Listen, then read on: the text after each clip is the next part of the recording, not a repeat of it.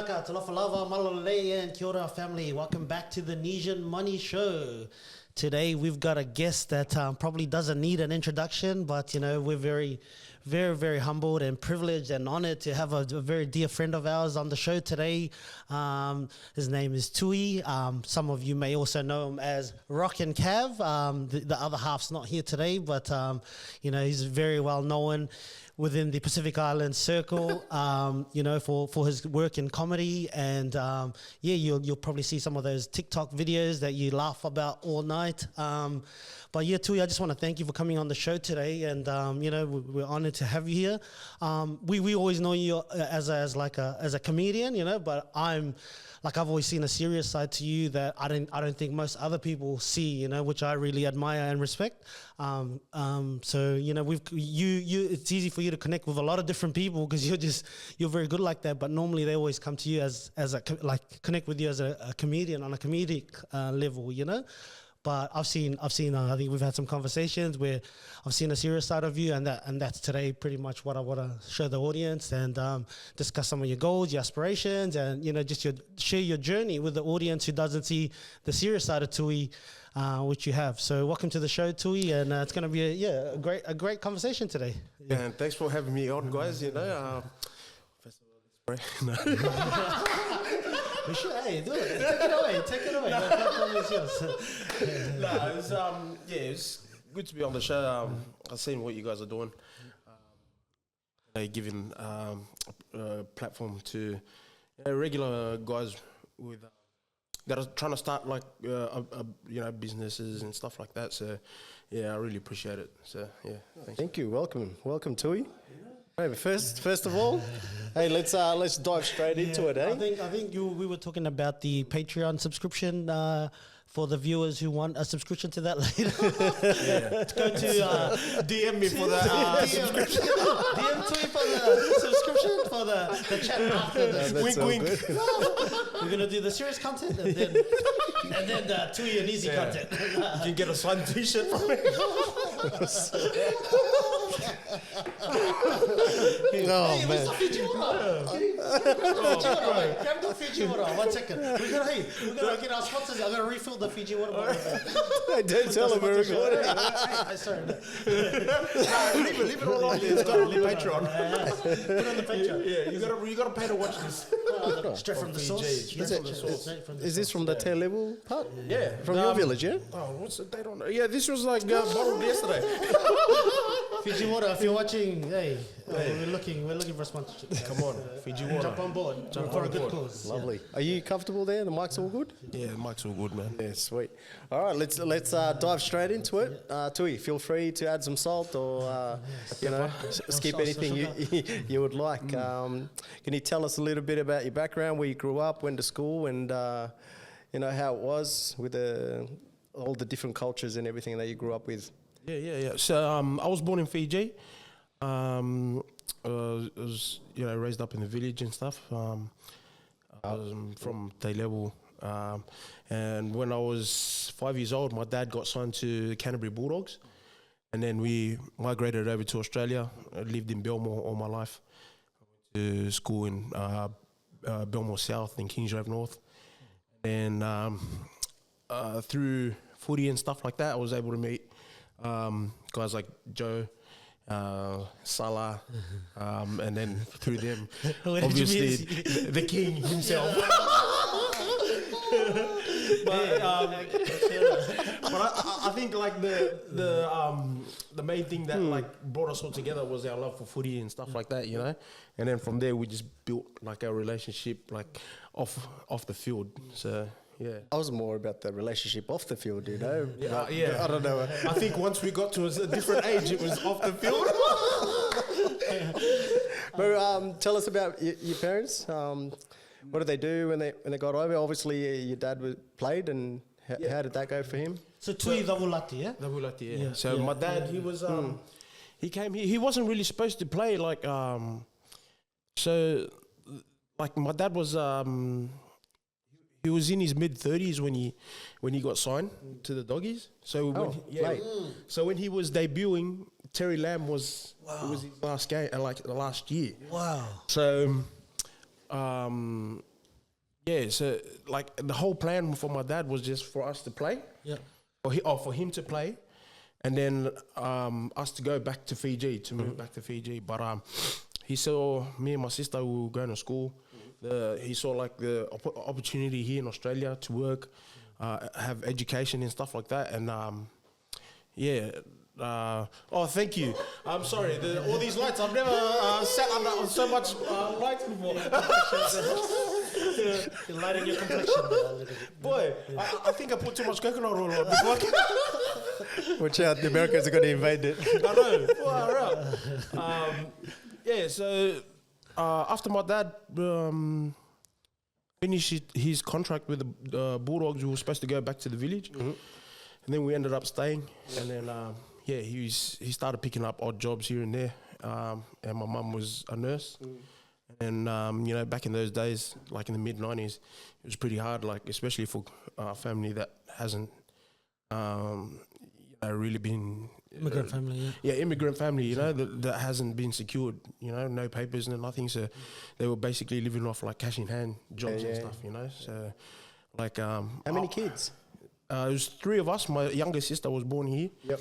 And my older brother was still living in Fiji at the time. So, you know, I was still young, but I saw everything that was going on, you know. So, like now that I get older, I appreciate you know, the hard work that they put in when I was young. So, yeah. Definitely tough. Your mum worked as a nurse. Which hospital? Yeah. Bro, she worked in Gaimir at the time. Oh, yeah. She worked in Gaimir. Back then, there wasn't really any trains and stuff going there, so she had to walk a few k's, to get back to Belmore. Yeah. Oh. Yeah, and my dad was doing Portaloo service over here in near Ryde. Yeah. So, those times were pretty hard, especially like, you know, we had like a little bomb. You know, when it worked, when it didn't, you know. The feet. Yeah, they level styles, man. Yeah. Do you remember much about Fiji? What age did you come to Australia? Yeah, so I came here when I was 5 years old. Yeah. I went to school there in Nosori Primary. Yeah. And then I went to Nosori District. Yeah. And when I got to year 2, then we moved back. Yeah, but so I still remember like living in the village, with my cousins and all that. Yeah, it was like for me. Like for others, it would be tough, but because my parents, they worked their butt off, you know, it made it a bit easier for me and my sister. Yeah, to be right? here. Yeah, so we kind of felt comfortable, you know, when we were young. Yeah. What was school like? So when you went to school, was it like were there many Pacific Islanders to the school you went to? So you went to high school. I went to Belmore South first, so. Like Belmore, it was like multicultural, you know. So I went to school with a lot of Asians, Islanders, Greeks, Lebanese, and then high school was pretty much the same, you know. So because I see like you always with different groups, and I'm like, how does Tweet know this Vietnamese guy or this Australian guy? And I went to school with these guys, and bro. I'm like, chameleon. Yeah, I'm a chameleon, bro. Not comedian. Comedian. So I just like hanging out with a lot of people, you know. Like the more people you know, the better the connections you have. Yeah. Did you pick up English quite quickly, or a little? Did you go to ESL? I went to ESL. Yes, let's go. Yeah. The cat in the hat. Vinakatui. Sat on the mat. You're gonna blow the show up, man. You're gonna blow the show up. You're creating He's got more coming. There's more. Give me another one. Give me another one.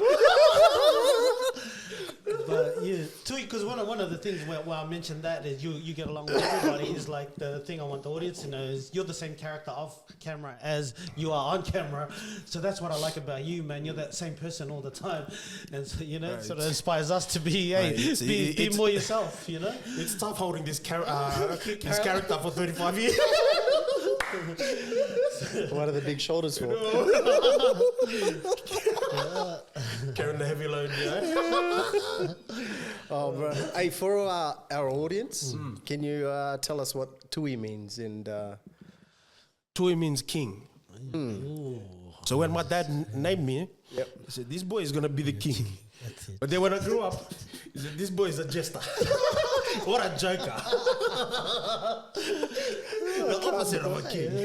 I can't You do better it. go see King Charles. You see it, come on. King Charles came when I was working. I work at the council. Yeah, Yes, yeah. he came around. Oh, Yeah, he sat down for me. He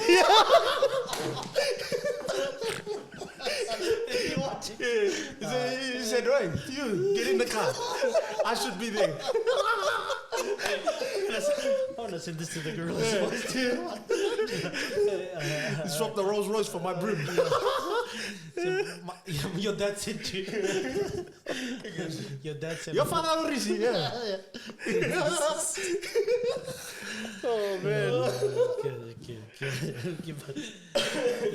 Money show, money show. Money share, money share. So how's your journey since high school and everything? What have you been up to? Yeah. What have you been doing? So yeah, like, bro, I've been like a typical Islander, right? Like straight after school, I just chased that footy dream, you know. Yeah. Wanted to be a professional footy player. I had, like, my dad told me when I was young, you know, always have a plan A, B, C, D. I was just hard headed. I never listened, you know. So I just went the opposite way. I go, yeah, no worries. Plan A, plan A, plan A, you know. So once it didn't happen for me, then I had to, you know, go the hard route, you know, like go to work Monday to Friday, 9 to 10, you know, 9 to 5. 9. 9 to 5, bro. What were you doing? Hey? What job? 9 to 5? Office job. Hey, 95. Typical Islander, 9 to 5. Bro, we were up in 4. Oh, yeah. Nah, this is opposite. I'm sorry. I'm a different Islander. No, I like it. Oh, yeah. Nice. That's all right. Nah, but yeah, when I finished school, I started doing, I did every job, eh? I did joinery for about a year, and then I was working casual as for agency, you know, here and there. They used to send me everywhere. They sent me one time to Darryl Lee. Yeah. I walked in, Darryl Lee chocolate. I thought it was an actual chocolate place, yeah? It was a factory full of old men. I walked in. They go, oh, yeah, you got to pick this way. I go, oh, yeah, sweet. Can I use the toilet? I went home. Yeah. I just went in and walked back out. That's it, yeah. And then... You thought you were going to eat chocolate? Yeah, I thought, I was like, wait, it was Willy Wonka. Daryl. Yeah, and then after that, I got an opportunity to go up to Muswellbrook, to the country to go play footy and work. So I took that. Went there for about a year and a half. I played footy over there at Aberdeen, a Group 21. We won the comp in 2010, and then 2011 I moved back down, and then started working at the airport for Jetstar. Oh, wow. Yeah, and then from 2011 up to 2021. Yeah. In terms of job advice and that, who did you go to, or who were the people sort of you looked up to, hey, what should I do? What should I work at this job, or should I do this? Is it okay if I'm, gonna do this job? Did you have many people that you could sort of talk to about that kind of stuff when you were, at that time of your life when you just got out of school? Bro, no. Yes and no. Like I kind of like my dad taught me from a young age that you got to work. Yes. You know what I mean? Like, like a typical Islander dad, if you don't work, you don't eat. Yeah. So I started like my first proper job was a weekend school holidays when I worked with my dad as demolition. We worked at Quakers Hill for a week. And then from there, like, I just knew, like, if you weren't working, you weren't going to get paid. So once I finished school, I was like, you have to work.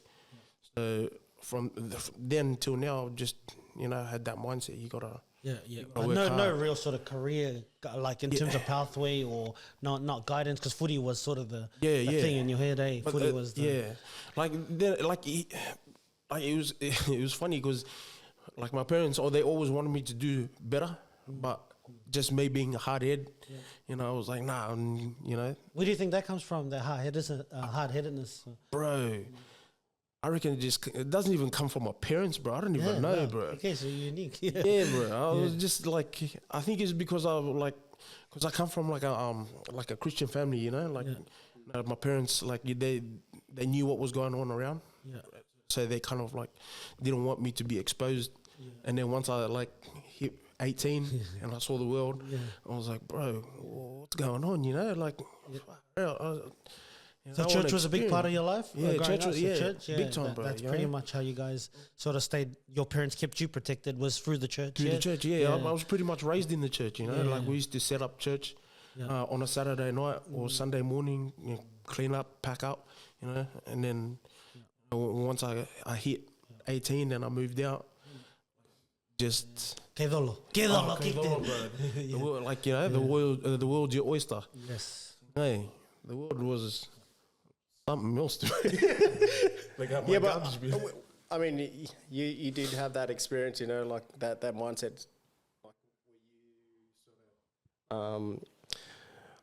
I think, were you annoyed at your parents for not sort of showing you, or were you annoyed at yourself, or did you just go, no, I'm going to go hard and try to do things my own way because I've been only brought up to a certain level, I guess, or how do you sort of think? Yeah, at times I did. At times I kind of blame my parents, but then after that I was like, nah, like, yeah, like, you know, you're the author of your own book, you know what I mean? Like you have to choose your own path. Your parents can't choose that for you. How'd you get to that point? Like, bro, pretty late. Yeah. How did you get to that?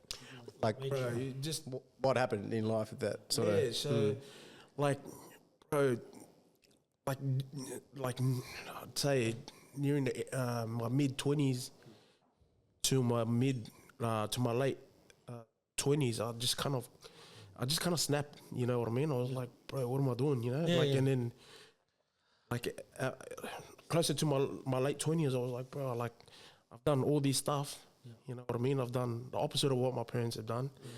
Now I'm here, this position in my life, like, I got nothing going for me, you know? So I was like, man, like, if I don't start, you know, doing something meaningful, like, nice. just be doing the same thing. 100%.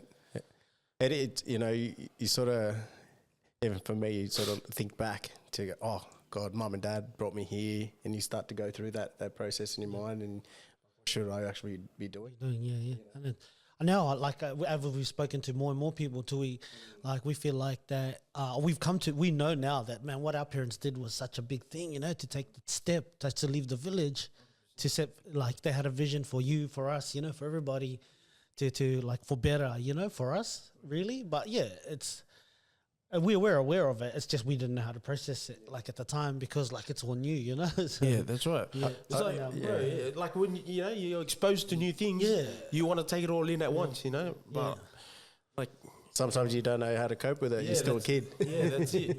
Like, then again, you know, your parents, like, they want the best for you, you know. But I think at the same time, like they should show you. Yeah, but it's a new country to them. You know? It's their first time here. That's right. They're trying to work, provide for you, and they're doing the best they could. That's how now I'm so 100%. Grateful, and like, oh, now it's our turn to repay what they, you know, or to make the fruits of their vision come true. You know, so it's sort of like. Because I think like the church part plays a big role in it. Yeah. You know what I mean? Like they try to shelter you from the world, and, like, you know, make your whole focus go into church, you know, which isn't a bad thing, but like once you do get exposed to the world, you like, you know, you go crazy, bro. You're like, you know, what's this? What's that? You know? It's like you've been let out of the cage. Like an animal, you know?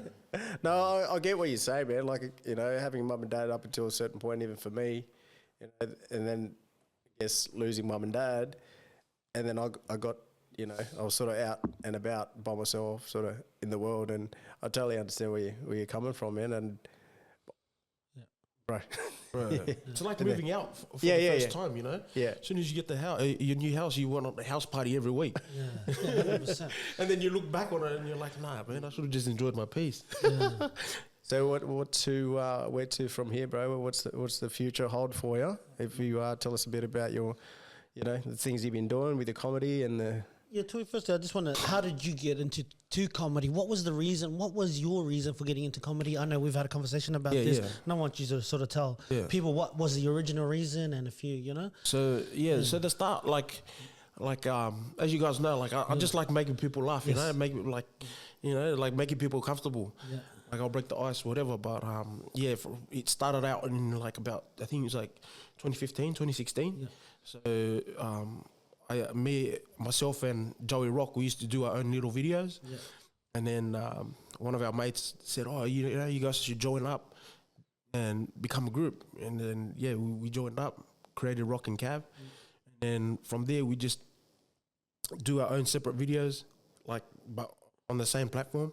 And just release one video every week, you know?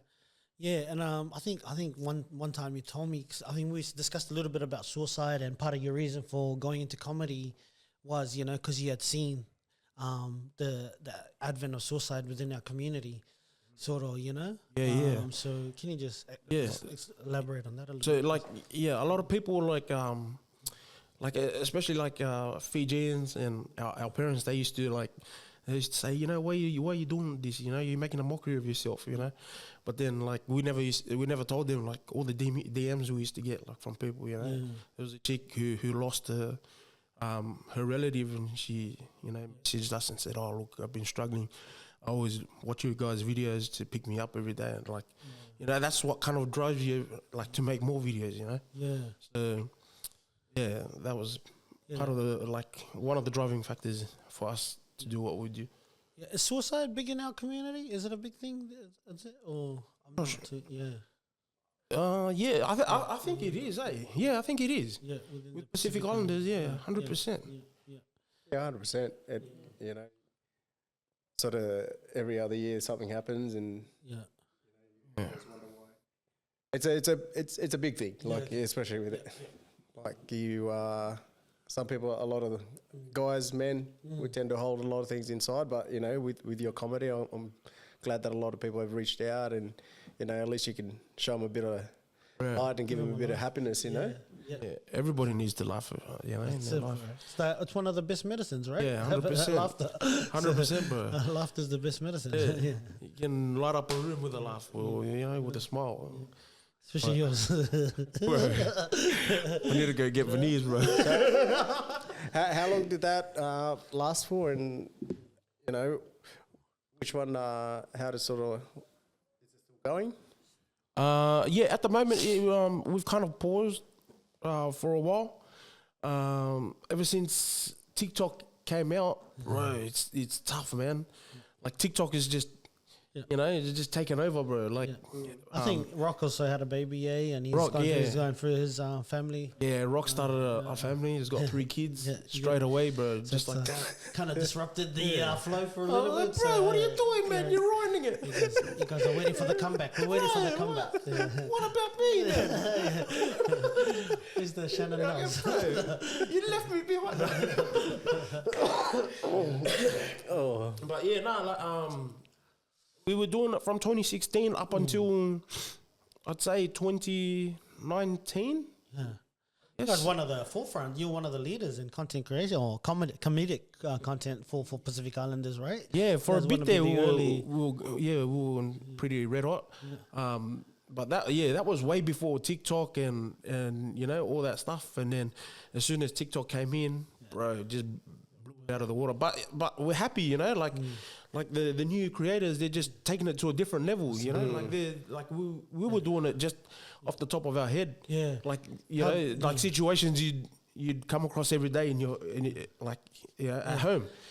But now, like, bro, there's so much that goes into it, into the content creation, into the planning, into the, now that we're sort of just doing a little bit of video, it's sort of like, wow, there's so much thought and there's so much planning and stuff like that goes into it and and takes and bro. Like if you like, it's crazy. Like for the people that are real natural to it, it's effortless, you know. But like when you're new to it, bro, it's an uphill battle, bro. But for us, it's like because we just used to record off our phones, you know. So it was just convenient when we're at work, boom, phone out. But now, yeah, like shout out to all the creators out there, man. They're doing their thing. There's some good ones out there. Yeah, thanks. So you guys didn't really plan your content and stuff. When you were doing it, was off the cuff and sort of just do it and Yeah. Like, bro, I would be at work. yeah. So when I was at the airport, I'd be at work and then I'd come up with a video and boom, just do it, you know? Nice. And then bank it up and then once a week. What was the main platform that you guys used? Like when you started out, what were the platforms? For social? Instagram and Facebook. Those were the two. Yeah. Like we figured, like especially Instagram, like everybody's got like a short attention span, you know? Yeah. Like the only thing now that people would stop to listen to is like podcasts. Yeah. Okay. That's the in thing. But back then, like especially with Islanders, bro, like you know, we have no patience like to sit here, you know. But like short Not form, interesting. yeah, bro, short form, straight to the point. That was it. Like, bro, you rack up hundreds, thousands of views. Yeah. You know? I think for money and finance, you just need a little bit of a longer attention span. Yeah, So yeah. for this kind of stuff, yeah. Yeah. Like, bro, what you guys are doing is good, you know. Thank you. But on that note, we'll be right back to this one.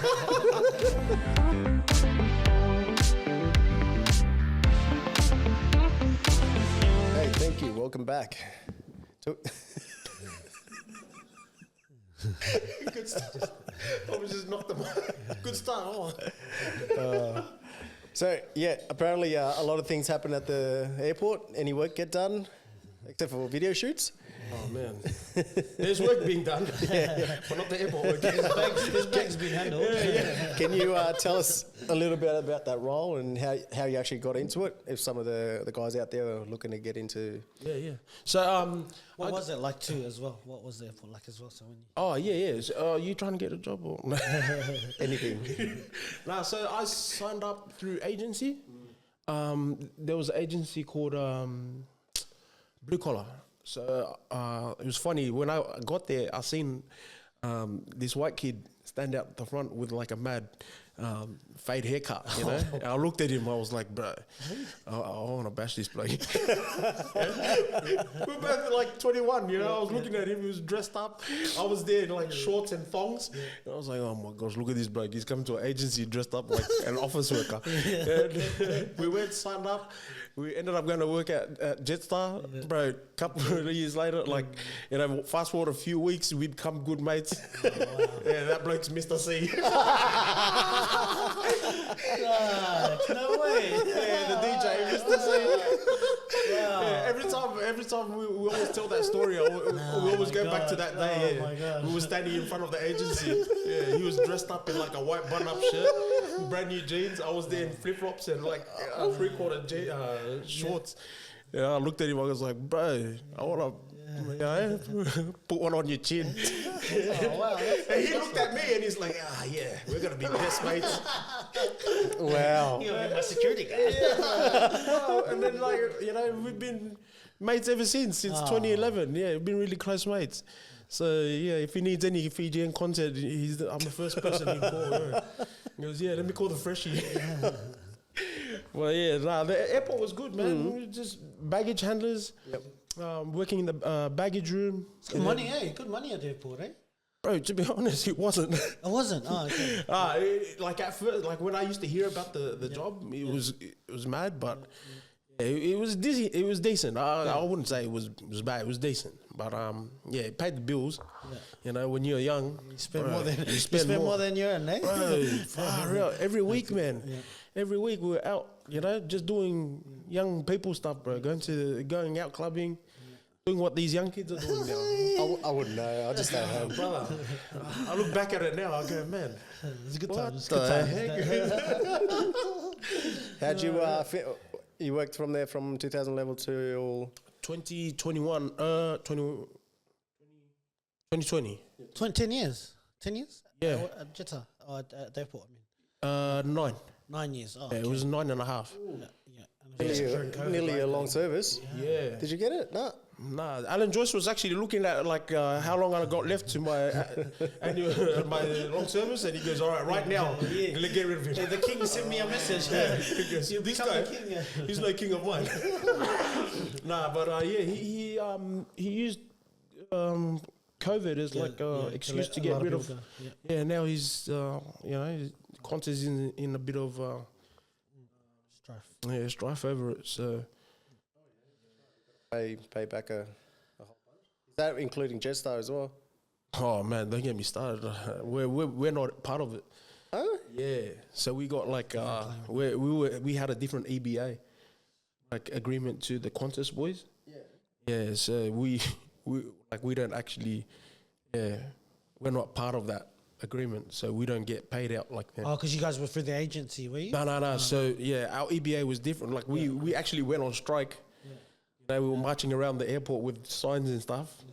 And then... I did see that a few times on national television. Yeah, we voted no, then the majority voted yes. And then that yes got us that contract that we were on. Yeah.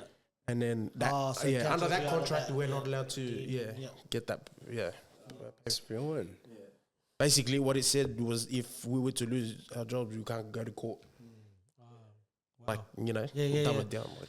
But you never, no one thinks to get, legal advice or can someone read over this contract? Oh, bro, we didn't even think that we were going to lose our job over that. Were you being led by someone or was it part of it? Yeah. I don't want to throw any names on it.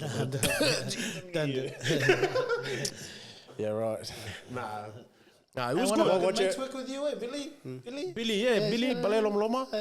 Yeah, when he first started, they couldn't say his last name, Balelom Loma, so they used to call him Billy Alphabet. He's got every... You guys, because I used to see a few videos with you guys at the airport. Nah, at one stage, because I was playing footy at Burwood. Yeah. At one stage, I tried to recruit half the footy team, and then half the footy team made me look bad. No one came to work. Billy was the only one that stayed that long, but yeah, it was good. But once we left, we kind of we were spewing. We left because your time, because of our time together. A lot of relationships there, basically family. And then once we got outside of the airport, we realized how bad it was. You don't know how bad it is until you leave. Yeah, the grass is always greener, right? 100%. Yeah, I look at Mr. C now. If he hadn't left, he wouldn't be this big DJ. So we used to hire he used to get us out to the where he was DJing at, at the clubs, get us in for free drinks and stuff. And now God's got a plan, for all of us. So 100%, bro. That's your plan. That's His plan. Yeah. How'd you cope through that period? So when you guys got let go, I was optimistic. I knew there was something better coming, and I wasn't really that much fussed because I knew something better would come, and then obviously I was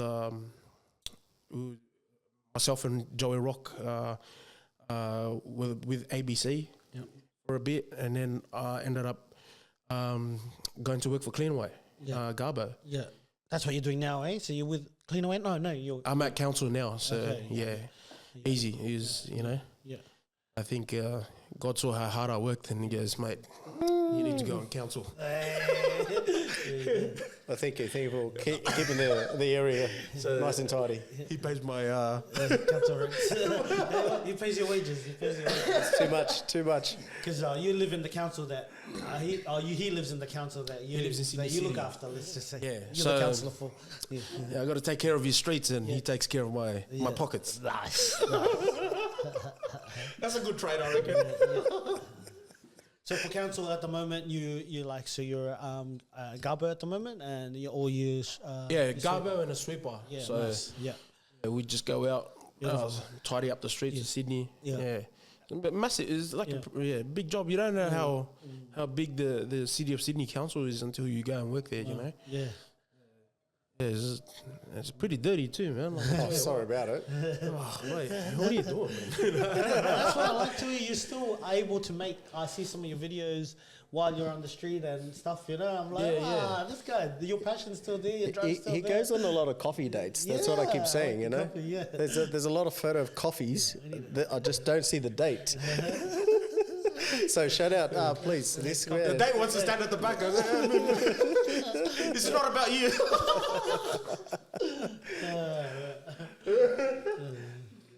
So what else has been happening? You've been doing anything on the side since, you know, as a part of the your normal day job? So I started my own kava business. Yeah, so Top Boy Kava, eh? Top Boy Kava. Nice. So back in I think it was 2019. 2019. My mum's older brother came from Fiji, visited us, and you know, he knew that I like to drink kava. And he goes, hey, you know, why don't you grow your own? I was like, oh, I don't know how to grow it. He goes, don't worry, I'll give you a piece of land back in my mum's village in Levuka. He goes, I'll give you a piece of land, and you could just pay your cousins to look after it. And you know, he gave me a piece of land. Got my cousins to you know, plant kava and maintain it, and then I left it. You know, I didn't really think much of it. I was like, bro, like it's a bit. You know what I mean? You've never grown up, you don't know. But you're not seeing it. I'm not seeing it. I'm like, bro, I just left it. And then my cousin used to hammer me all the time. He was like, bro, what's going on with your farm? Are we gonna work on it or what? And I used to just throw it off. And then I went for a trip to Fiji one time, and I kind of saw like the market for it. And then I started to do a little bit of research, and I saw how big kava started to, you know, how big it started to become, especially during COVID. Yes. You know, COVID, like the prices doubled. Yeah. Like, bro, if I had started earlier, you know, I wouldn't be making a killing. But so now I've started to get serious with it. So every week I try to like get the boys to go out, maintain the farm, you know, plant more kava if I need. Whenever I fly back, I'll go bring some over. Yeah. Nice. So how do you how are you finding that part of, you know, having a business in Fiji, having the boys in the village, you know, do the work for you, and how do you feel about it? You know, giving back to the guys there, but also doing something. Yeah, bro, it's tough, you know. Like it's hard, like trying to run a business and you're not there to look at it yourself, you know. Like you have to go off the word of your cousins, you know, your boys. So like whenever the boys go up on the farm, I always ask them to take pictures, you know, just to, because you know us as Fijians, you know, like. You know, we'll go, bro. Yo, shit. You know, we worked on the farm, and you know, but like, you know, you're working here to send money back. Yeah. So like, it's an investment, really. It's an investment, yeah. Like, so like the boys have been really good. Like this is one of my first cousins is taking care of it for me, so he's been really good. So like because we got a small village, like if the school at the village they need like you know, some cutleries or stuff like that for the kids, they'll send the parents to come up and work for me, and then I'll pay for nice. You know, whatever they need, you know. So it's a good trade-off, you know. Like you're hoping to employ some of the guys in the village, so they're not just doing nothing. You know, and also like it's kind of beneficial to the younger kids in the village too, you know. Give them something to do, like an aspiration, something to aspire to. 100%. Like there's someone from overseas, because I know me over there when I was growing up, and you know, you think about overseas, I thought it was all concrete here. I didn't know there would be grass and stuff. So you don't really. For them, I feel like you've given them like some hope, you know, or that, you know, Tui's over there and he's helping us. This could grow into something. So I gotta. Yeah, like it's also like kind of kick some of my cousins in the butt a bit, like, you know, to grow their own kava, you know, because when they heard that I was going over to do my own kava farm, like they were like, far out, you know, I've had a farm for so long, I didn't do anything. And now they're starting to do their own stuff too. So nice. Yeah, it's just like because as well, Levuka is like a small island, you know. Like a lot of people, they just work. If they don't work in Pafka, which is like where they make tuna, they don't work there. They will just like do little odd jobs. Planting. You know. I was going to say that, you know, it's great that you've got a business happening there that you can employ people in the village, and also families and everyone else in the community. You know, you're starting to build that ecosystem there. Yeah. So like, bro, the start right now is a bit harder. Like, you know, how long does it take for the crop to like one harvest for a harvest? So how many? 3 years. So 3 years. 3 years. Anything sort of more than 3 years, bro, it's strong. Like, you know, 4 years. But it also depends on where you grow it. Yeah. You know, places like Kantabu or Nolebu, you know, Levuka. The soil is rich. Yeah. You know, so they make, like, they produce stronger kava. So they grow for longer? Like 5 years or? 3 years, bro. Oh, so 3 years, but just different soil, so different quality product. Yeah. You get like a better harvest, better yield, you know? Yeah. Like and also like I think it's the environment there is different too from the big city, you know. It's not polluted. How did you test? Like, how did you know like this kava is going to be for this market? I want to make my kava because you've drunk that kava, like you've tasted all the different types of kava. You know, the market's pretty competitive with kava in Fiji. Like that's a big source of income for everyone. So, bro, like I was actually talking to Vili Q about it. Because when I first started my name, like I was like, because everybody knows you already. I was like, what name should I come up with? And he said, you know, you should do a name that will appeal to young to the young market, because the older guys they'll just go to whatever they know, you know, like, you know, they'll have a generic, you know, Waitui kava, you know, or, you know, back road kava. Yeah, it's becoming trendy now to drink kava because it's, you know, you see the guy. Like, but I wanted to create like a name that'll be like catchy to the young. Oh, that's awesome. That's good. To the young kava drinkers. Yeah. But like I think at the same time, like kava's got a bad rep just from the older guys. You know, like people associate kava from with the older guys from, like, you know, drinking too much and coming home drunk. But like kani. Yeah, kani, you know, wasting the bottle of oil. No diddy.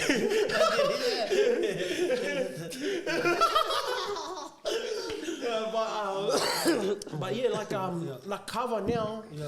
Kava's like it's actually very popular. It's booming, bro. It's booming. There's a lot of pharmaceutical companies too in Fiji that buy straight off the farmers. There's farms that just produce for the pharmaceutical companies. There's so sort of like Fiji Kava. That's owned by a guy from Brisbane. He's cool. I still have to get in touch with him, but I've been kind of being mentored a little bit by one of my mates from he lives in Fiji. He's got a company called Wakanabu. Yes. Named Simon Loma Loma. Beautiful. Shout out, Simon. So whenever he's here, I'm going to try to get him. You know, but he's been like, we met through footy as well, you know. Wow. Yeah, he came. We all trialed together for Fiji Mbati, and that's how I met him. You know, and from there he ended up starting his own business over in I think Vanua Level. He's got a big operation. He's doing it full time. Yeah, wow. Yeah, so he's been kind of helping me as well. Like, you know, whenever we meet up, either here in Sydney or in Fiji, we always talk about kava and stuff like that. So you were talking about the younger market, appealing to the younger market. So you how big is the farm that you've got? So at the moment, I've got, I couldn't say exactly how many acres, but at the moment we're going up to about 4,000 plants. Yeah, okay. Which isn't that much, but, you know, like, I got to work with what I got at the moment. So nice. Yeah, I wanted to get probably up to 5,000 by the end of the year. Yeah, which is doable. When do you do your first harvest? When is your first harvest? I've already been harvesting, so I've slowly been like just packaging it, and like at first I was just giving it out to people to try. Yes. You know what I mean? Like I was just losing money just Yeah, you trying just to pray, man, yeah. yeah, just I knew straight away, like I didn't want to make money straight away, like Testing the market. yeah, you gotta basically, lose that's money the- to make money, Yeah. So I was just giving it out, Yeah. letting people taste it, see what it's like, and just getting feedback. Is it good? Is it bad? What's it been like so far? Yeah, that it's been feedback? good, Yeah. good feedback. I've even taken it like to the lab to get tested Oh, in Fiji. yeah. So you like if you're going to import, you have to take it to the lab to get tested. Yeah. So they've told me, like it's a good kava. You just need to clean it a bit more. Do you know the science behind the testing? Do you know what they test for? Yeah, so they test for the kava tones. Oh, okay. Yeah, so that's the stuff that gets you all drowsy and stuff. Oh. The kava tones, like if like the lactose levels, ash. So if it's too dirty, like if it's not cleaned properly, you have to be under a certain percentage. Yeah.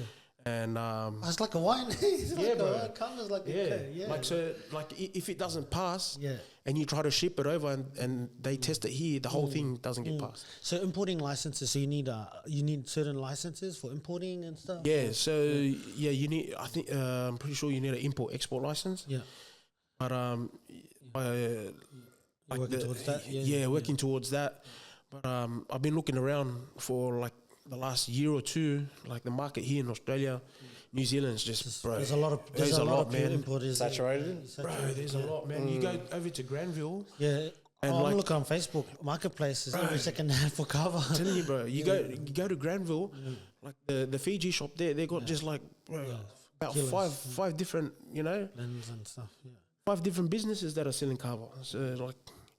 Yeah, so you got to find the angle Yeah, where you you gotta can find an appeal to a angle. market. Yeah. So you got to find the market that you can appeal to that Yeah, is that's worth right. it. Yeah. Yeah. Like you can't compete with them. Basically, you don't want to compete with everybody. Yeah. Yeah. And I think you've got it, bro. I think you've got the branding right. Yeah, You've bro. got the...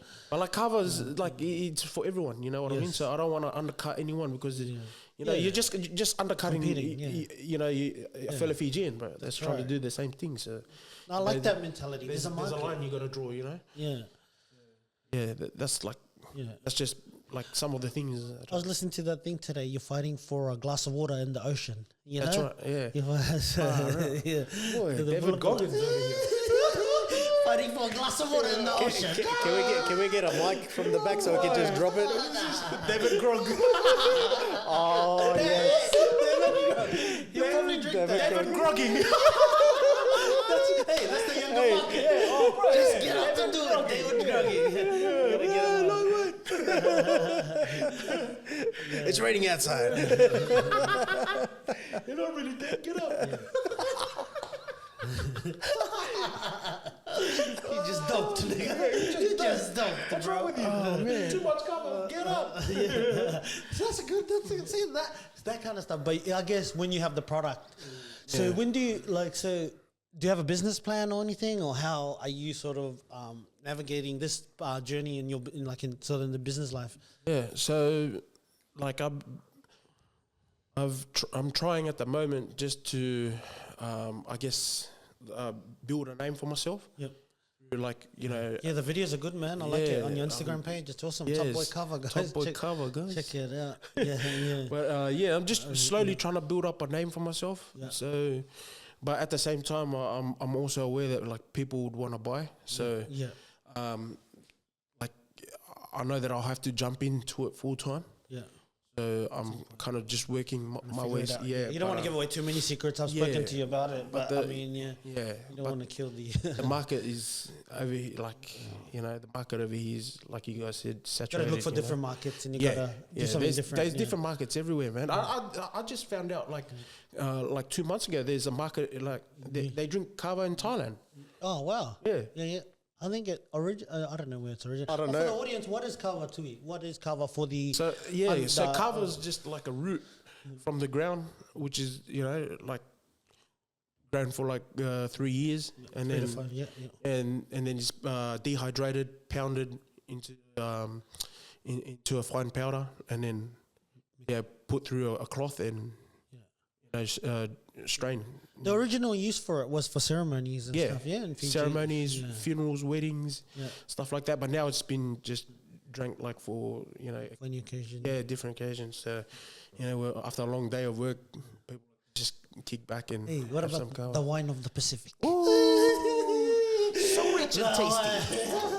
The wine of the Pacific. In the ocean. Brown label. Straight to your table. Nice. I think that's great, man. Like, you know, you taking the business back there. Well, obviously, your cousins and everyone else is seeing that you're doing that. You know, like, I guess you're influencing it, and we got land. And would you do anything else over there? Like, grow anything else? Yeah. So, my dad, he's there at the moment as well, and he runs our family farm. So like we have like, you know, the typical Fijian farm, you know, cassava and dalo and stuff like that. I tried my hand in ginger for a bit. Yeah, that was that was an eye opener. The soil is rich in Fiji. Yeah, Someone used to tell me that's organic. Like, it's like a garden island. Is the word? Man. Garden of Eden. Yeah, it is basically, man. I think so because everything grows, right? You don't have to do nothing; it just grows. Oh, man. bro, you put your head in the soil, you grow hair. That's why I haven't been back to Fiji. Hey, money share. Put your wallet in the ground, bro. Grow some money. No, legit. Money tree.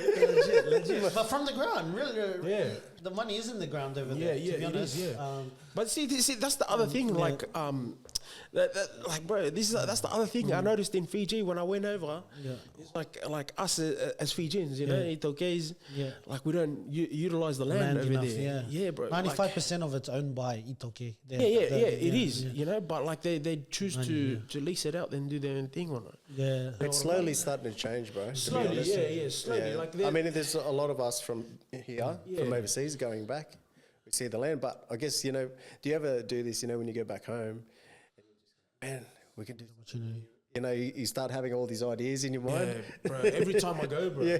Every time. Oh, yeah, man, I should buy a house in Dinner. Oh, yeah, I should start a business. Far out. Then I come but back it's possible, man. You know, those dreams are really, you know, I think the Italian families and the Greek families that have come before us, they're second, third generation now. That's the kind of stuff they're doing, you know. They can reinvesting back into their own communities, wherever they may be, you know. So it's sort of like the train of thought is right, but there is like, I think maybe, you know, when you go back, you're born overseas or you're from overseas, and then the locals, they're trying to do their thing. It's just finding that common ground. Common ground, yeah, man. And then we all want the same thing. We want a better country, a better place. Yeah. But how do we do it, you know, without I don't know, being too traditional? And I reckon they don't like to circulate the money, like, you know, us as Fijians. Yeah, I don't like, know. I don't know. I've kind of noticed that, like, like if you look at like Asians and Arabs and like Jews, they like to circulate the money, you know, whereas us, like somebody starts a business, oh no, don't buy over there, you know, they're too expensive. We go buy over here, it's cheaper. Yeah. Like I felt like I experienced that myself when I'm selling kava. Yeah. You know, I sold kava. You know, I sell mine for like $130 a kilo. You know, but I know it's cheaper there. Yeah, like I know the value of my kava. You know, and plus, you know, the costs of you know how it was production and stuff. But then, you know, you try to sell it over here. Boy, you know, why are you selling at 130? They're selling at 100. Or 120. As I think, as a business person, like, that's some of the things you got to navigate through. And I think you're right, because you're on the right track, because you're saying Top Boy Kava. You want to appeal to a different audience. You're already on the right track, but I guess it's handling those those kind of objections. You know, when you go there, right? Especially like you know, us as Fijians, we're brought up to take care of each other. You know what I mean? Like, you know what I mean? Like, we're like, oh yeah, he doesn't have sugar. Yeah, we'll give him sugar. You know? But then when it comes to business, you know, it's different, bro. Like, I think we touched on this with Mark on one of the shows, or with a few of the different guests, that money is a new topic. Like, money is new to us. Like, we've totally been in Fiji for over 100 years, just over 100 years. But the Jewish and all the other countries have had it for quite a few thousand years, you know? So it's new in our DNA, so maybe we're just developing the money skills now, or we're young in the process, but we can learn pretty quickly. 100%. You know, like like, you know, when you grow up in Western Sydney, you see it with the Arab families. You know? Like they're building together. The two brothers are plumbers. Yeah, that's it. Yeah, but for us, it's bro, like we're really late to the show, you know. But we're on our way. We're on our way. But like, I'm like people that are watching, like, you know, they watch this and like, you know, I hope that they'll pick up. You know, like Yeah. what, you know. I think we are there. From a lot of the people that I speak to, we all have the same. I think it's just talking about it, I guess, because it's never openly discussed. You know, respect. No, you don't look at your elders, and you don't talk back. And, You know, but I think we're at the crossroad of, you know, the next generation, and then I think. Yeah, I think the next generation has got to figure it out, bro. Yeah, I think you know, so too, bro. I'm looking around now. Yeah. So I'm seeing these young kids that are driving like mad cars. I go, bro, what the heck's going on? You know? Yeah, they got it, man. I think they got to figure it out, bro. Yeah, I like, think so. Yeah, I think the I hate generation. it when people say these kids. I'm like, Yeah. bro, these kids are awesome. What are you talking about? Sweet. Hey, we'll be right back after a quick break.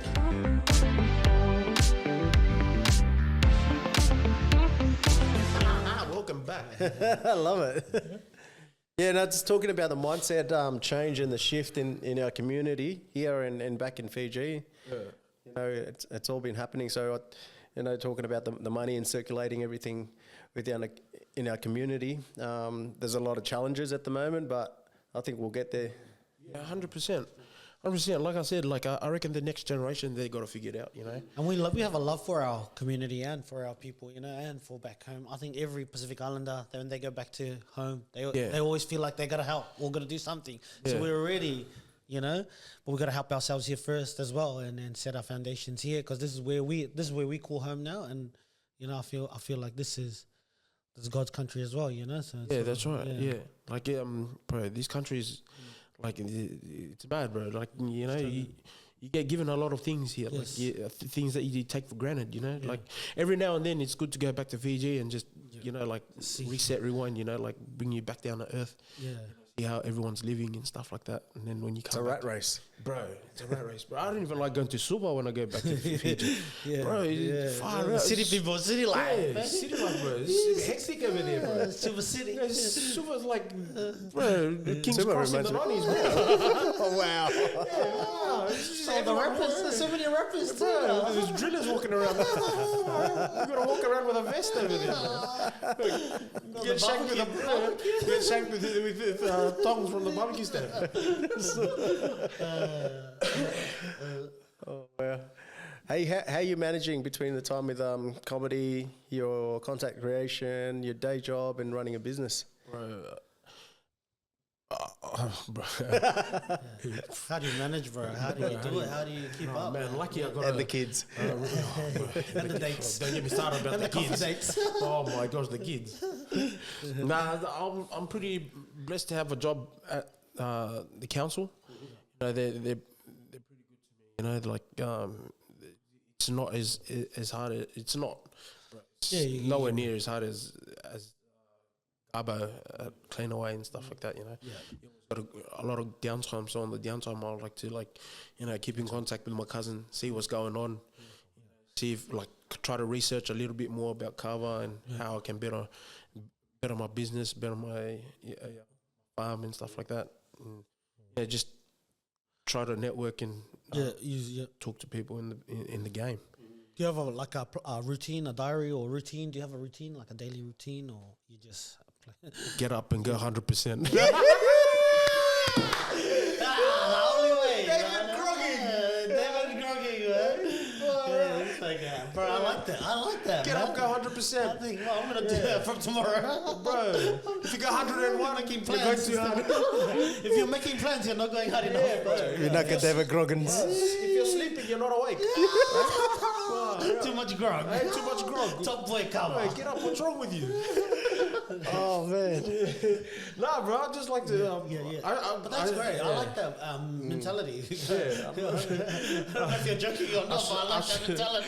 Actually, just get up 100%. It's like when you're a vegetarian last time. Oh, bro, far out. That lasted for a month. Yeah.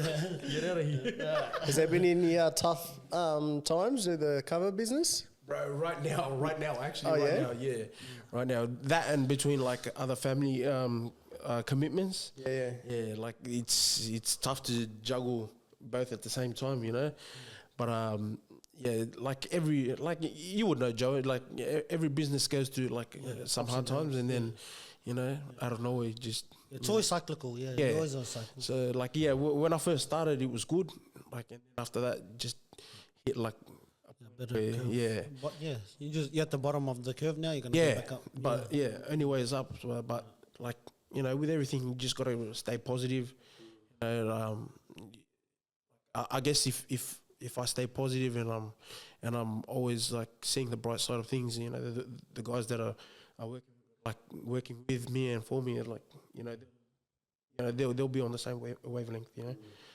I think if you give negative energy, they'll feel it. But that's a the parts of being a leader and being a business owner. Yeah, that's it. Like they say, like from footy, you got to lead from the front. If you're constantly staggering around, it'll show in your business too. Yeah, your reflection basically of what you're doing now. Yeah. Which is what it's coming up. It's very common theme. 100%. But it's so true. It's 100%, bro. Yeah. Especially in relationships too. But it's like dealing with work is dealing with different kinds of personalities. Everyone's got their own life, and you got to try to take care of them, but also take care of your business. Yeah, bro. It's never gonna be easy. Life always throws you curveballs, and it's up to you how you want to handle it. So. You're either 100 or you're 0. Yeah. Nah, bro, I'm gonna use that now. 100. Yeah. Wake up, go 100. No bro. plan, just go 100. Yeah. If you're asleep, you're not awake. That's it. David Goggins. Yeah. What are some money lessons you've learnt through the experience? Oh, bro, just trying to have multiple sources of income coming in. Yeah. Like I always thought when I was young, like just one job is gonna sustain you. But like once you get older, and especially in this economy that we live in, it's tough. You gotta have like my dad said, you gotta have a plan A, B, C, D. So you gotta have you gotta have a backup plan to whatever you're doing. Nothing's promised. Yeah. Well, so you talk about multiple sources of income. What sort of made you just that cost of living? Plus, you're getting older, so you're thinking maybe ahead. You're thinking to retirement, maybe, family or whatever it is. Yeah. And then, did you read any books or anything to sort of make you start thinking of multiple sources, or is it just maybe the clips that you're seeing on YouTube and Insta? You got what's his name, Robert Kiyosaki, and a few of these other guys. Robert Kiyosaki. Yeah. Because I'm bad at reading books, so I like I'm a visual learner, YouTube and videos, YouTube and stuff like that. Like Robert Kiyosaki, getting multiple sources of income, then just rely on one, and then also trying to save your money. Bro, like Shaq once said, once you get your pay, you cut in half and then quarter it again. And that's what you save. That's what you for utility bills, and the other one is for yourself.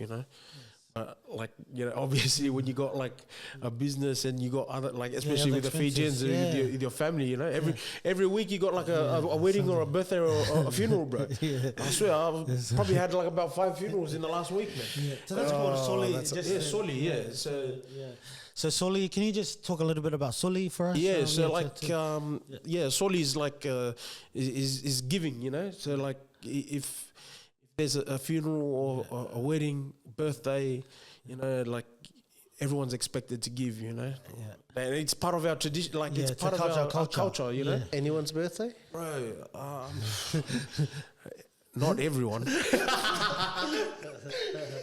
It's part of our culture. So it's when you're ingrained in that, it's part of your. But does that affect you? It does affect us. I know that for a fact that because we sometimes to honor the culture and the family, you'll sacrifice, or you might go without here. You might not send your kids or to this thing, or you might not pay for this because you had that, and you can't lose face because you got to sort of send it there, and that affects a little bit of our well-being here. Yeah, But I 100%. guess, Bro. yeah. And it's also expected, like, say if you're the eldest of the family, like, you know, you're the one that's expected to give the most. You know what I mean? Like, Yeah.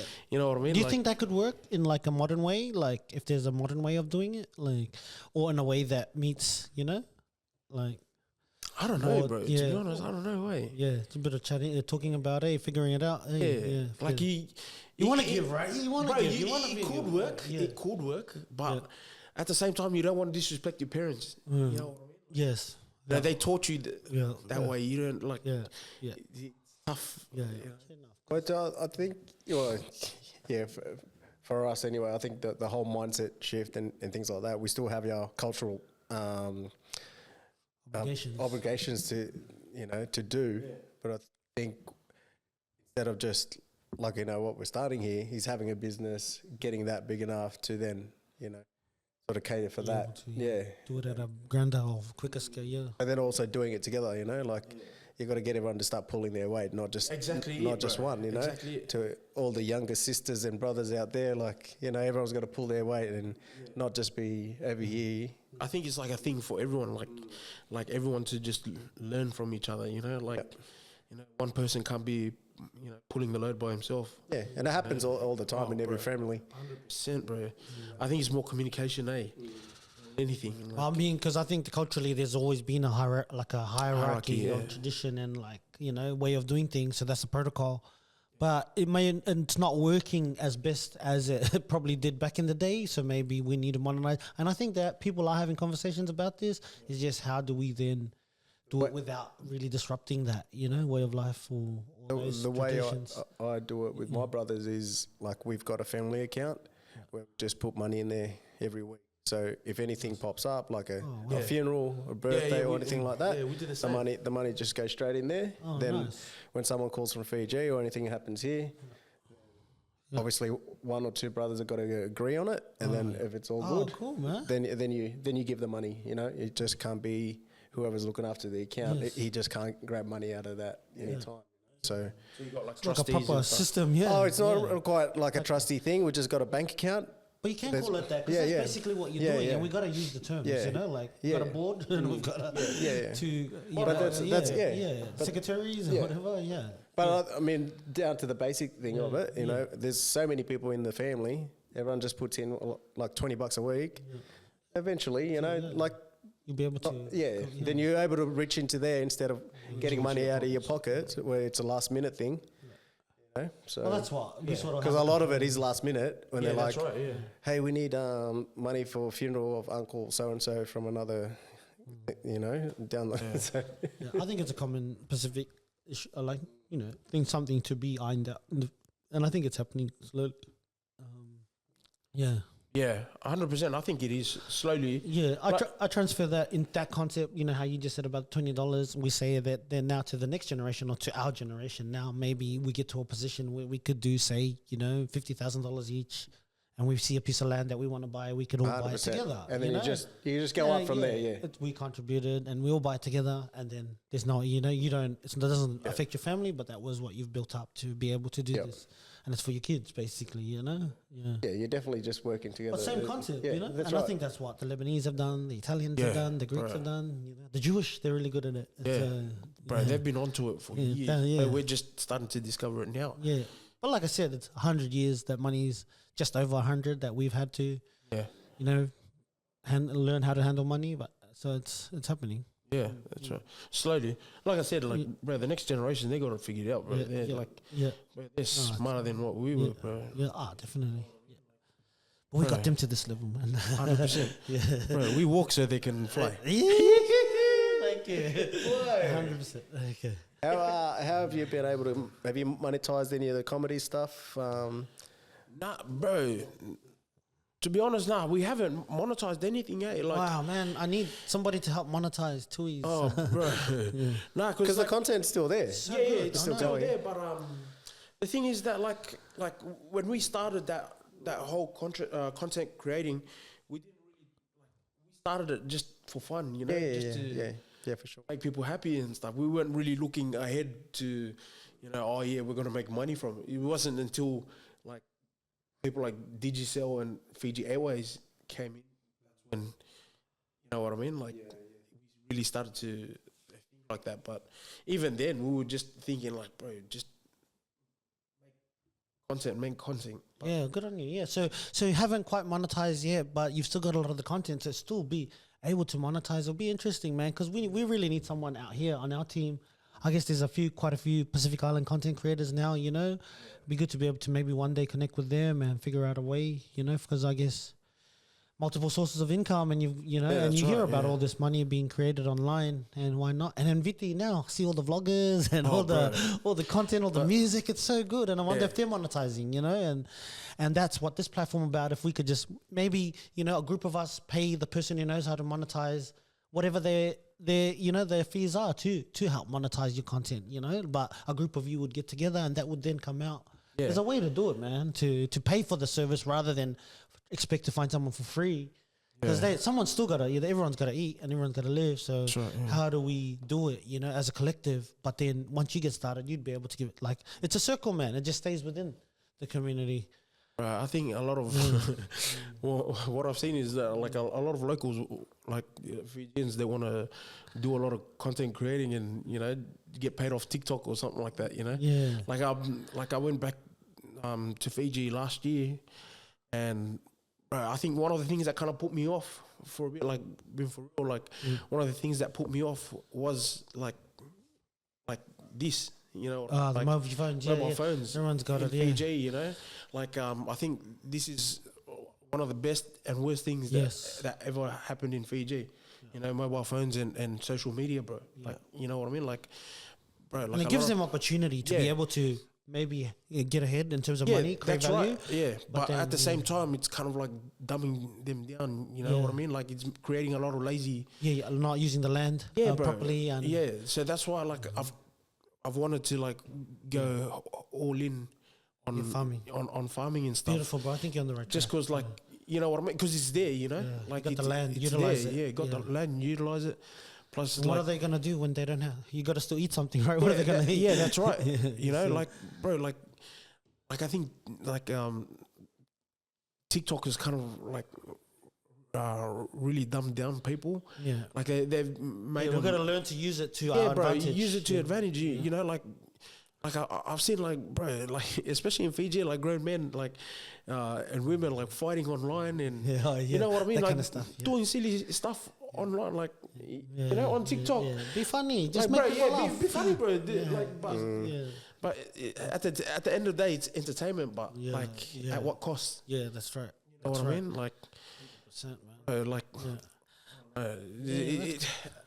No, we understand what you're saying. I understand what you're saying.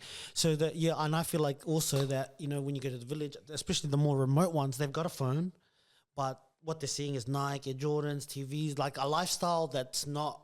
This is going to be it's a big, like a bridge to get to that. But what you're seeing and you're thinking it can be reality, but it is not really. Yeah. You know, because you're so remote, you still got to get to.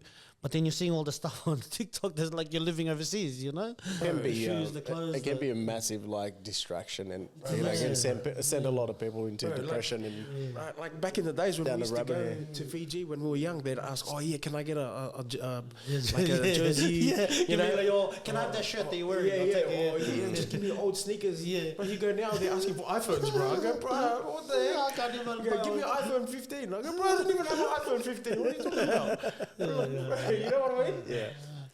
But I think that's what I mean. Like, it's when you've never been here and you've never been in this environment, it's like hard to sort of like say it, to not like to make them think, oh, what do you mean? I don't, you know, it's hard to sort of like from their point of view, they don't know. Like, how would you know? You know, like you don't know. You just expect that you're here, you're Turanga here, you're you know. I think they like a lot of them are coming over now and they're realizing how hard it is to make money here. It's not as easy as they think it is.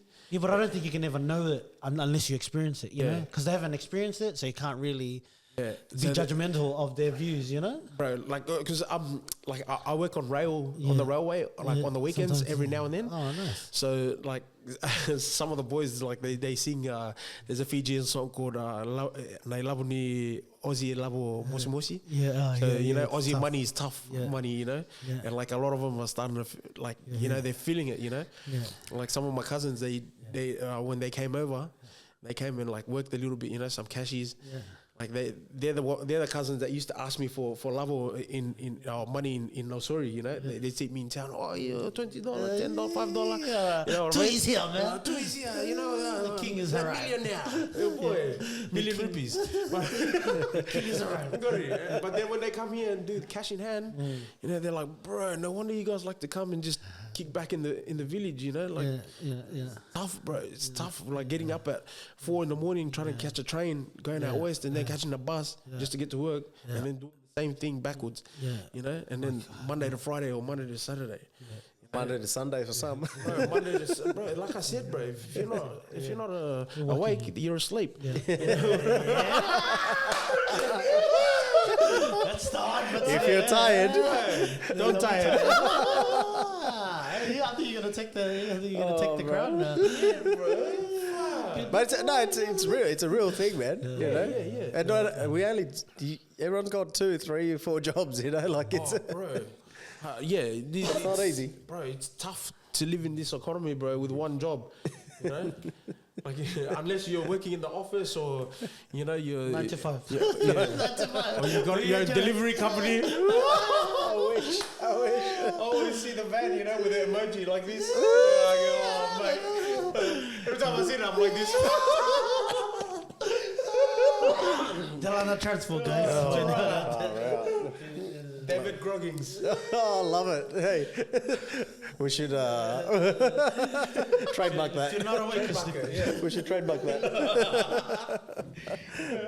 Hey, what advice would you give other Pacific Islanders who want to start a business or follow the creative path? Yeah, bro, do your research.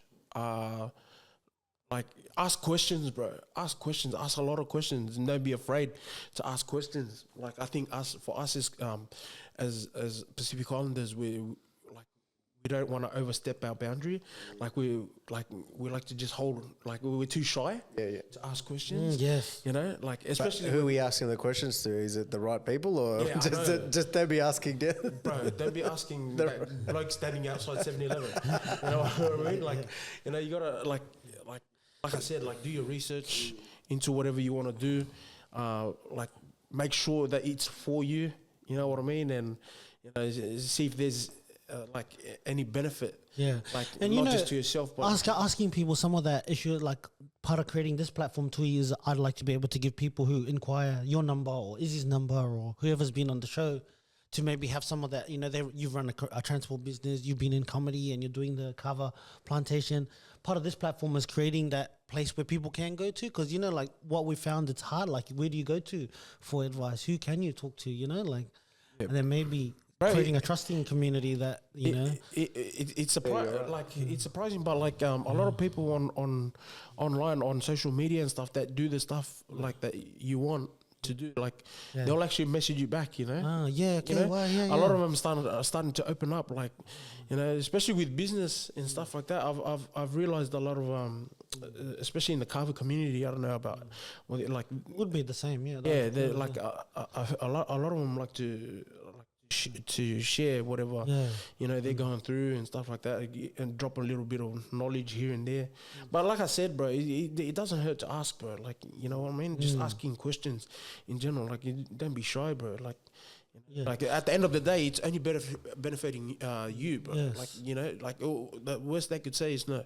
Like, I don't want to, you know. That's right. And then you just move on. Like, but at the same, like, you got to have a passion. Like, you got to have that drive, that fire, like, to do what you want to do. Because if you're not, like, it's for nothing. Yeah.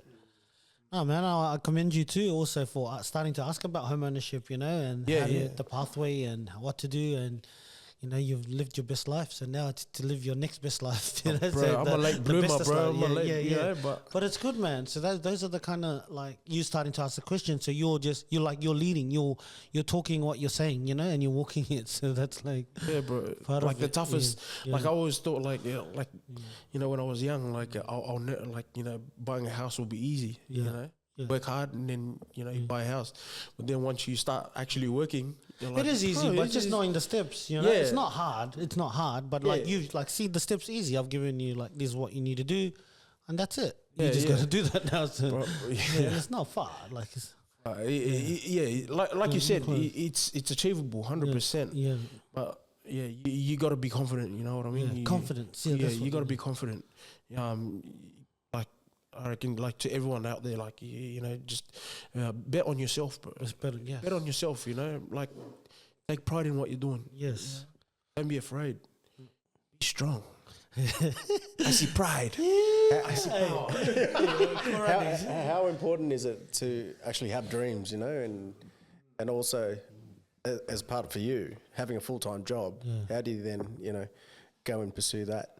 Yeah, like bro, just got to keep the flame going, you know, like you know, like dream big, bro. If you, like you know what I mean, like you dream big. We have so much resources today, a lot of abundance. Yeah, that's it, bro. Like it's like they say like now it's like now is the easiest it's ever been to become a millionaire. They reckon, you know.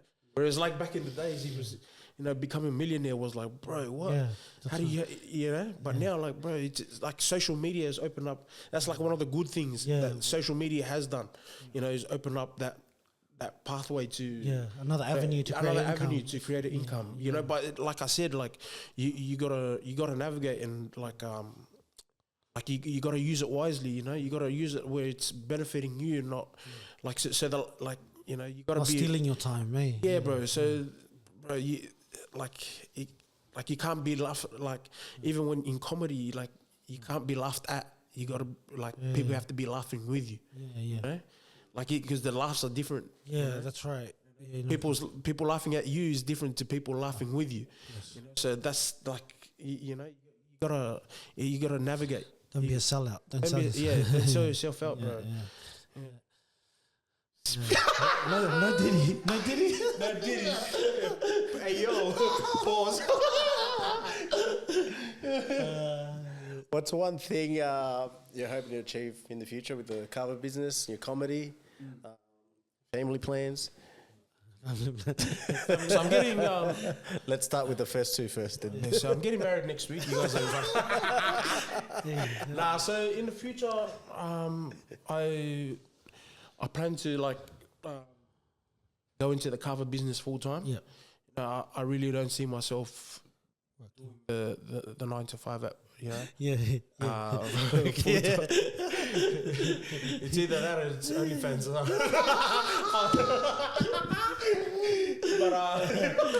But that's how you made your millions. Hey, I'm the Patreon. Those feet. I'm selling fake pics. It's on discount. It's a Halloween discount. I plan to go into the cover business full time. Yeah. I really do see a big market in it. I see the potential for kava and the benefits of kava. Yes. Like there's a lot of like the chemicals that come from kava. The possibilities is endless. You know, like the health benefits that come from. There's a company called Laylaw. Right now that they take the chemicals and they put it in a can and add different flavors to it. And you drink it, it tastes nothing like muddy water. So it's just a juice with the thingo in it, you know. So it's relaxing and it's always to calm you as well. And So so the guy that has Fiji Kava, he's now selling kava to Coles. Oh wow! So you can get kava pills and stuff like that. There's a big market in it. Yeah. So, like in the near future, I see myself. Yeah. Beautiful, man. Hold that thought. Been holding that thought for a while. Beautiful. Joey? Yeah. So you answered both those questions, did you? Yeah, he did. Oh, except the years. No, he did with the. Family planning? What do you have in mind? Family planning. Yeah, family planning. Yeah. So family planning. Yeah. Is your coffee date tomorrow? I'll be on Love Island the next. Beautiful, brother. When it happens, it happens. Just wait for your invitation in the mail. You know. Yeah. It's gonna be extravagant. I love it. I'll be right there. MC for hire again. Oh, bro. It's going to be on my Kava farm, actually. Tui, so, from this platform, because I've mentioned to, we've been talking about this for a while, and then, Izzy and I have the same passion for helping people and, our community just be enriched in the areas of money and finance. From your perspective, how would you explain to the audience what it is we're trying to do? I think it's you guys are trying to help put financial literacy into like Pacific Islanders. Yeah, you know what I mean. Trying to open up their minds to finance, and it's not tough. Yes, it's not tough. It's not hard. It's people make it sound harder than what it actually is, and you explained that to me. When I came and asked you about the home loan, I always thought it was going to be tough. For some people it is going to be tough, but that's what you guys are here for, to open up people. Yeah, communicate it in a way that relates, we can relate to. Have a laugh about it. Not be so. You be serious, but in the in the island way. It's just real relaxed. I think when people think of business, they think of people in suits and ties, in the city with briefcase. But this is a good angle, especially for us, just in normal clothes. Breaking down the street. Bro, actually dressed up today. Yeah, I know, bro. You got the fade. I thought you were gonna go out to. I was gonna say King's Cross, but there's nothing there anymore. That's no sorry. It's good, man. I'm enjoying it, bro. I'm enjoying what you guys are doing, spreading the business gospel to our people, and I hope people really do tune in, and there's a lot of good content coming, and I would like you to be more regular, Tui, because I like to hear you're a comedian for sure, but to hear more of it, make it a bit more lighthearted. So I think you provide I'm available anytime you want, man. So, just call me on the hotline, I'll be here. Let's go. Get in touch with your manager. Yeah, that's it, man. Find me on Tinder or I'd love to be a part of it. We are. I guess anyone who comes on it, I feel like they're a part of it, and it's this is all part of us. It's not just for us. It's for everyone. That's how I look at it. You can take the time, put a Nesian Money Show at your house and do your own. And it's it's good. It's a real laid back environment. No one's got a gun to your head. Yeah. That's it. And anyone can do it. Everyone can do it. Or knife to your hip.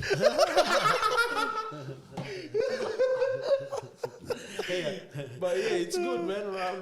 I think I've been laughing too much, more than I've been explaining too much. Bro. Well, thank you very much. Bro, we appreciate you. Man. Thank you for having me on. More than welcome. And thank you, Joey, for opening up your house again. Thanks, Joey. Every week. Guys, thank you very much, man. This Tui's just taking it to another level now. We've got a level to live up to now. When everyone watches, the bar has been raised. The bar has been raised, man. It's bro, where do we go from here?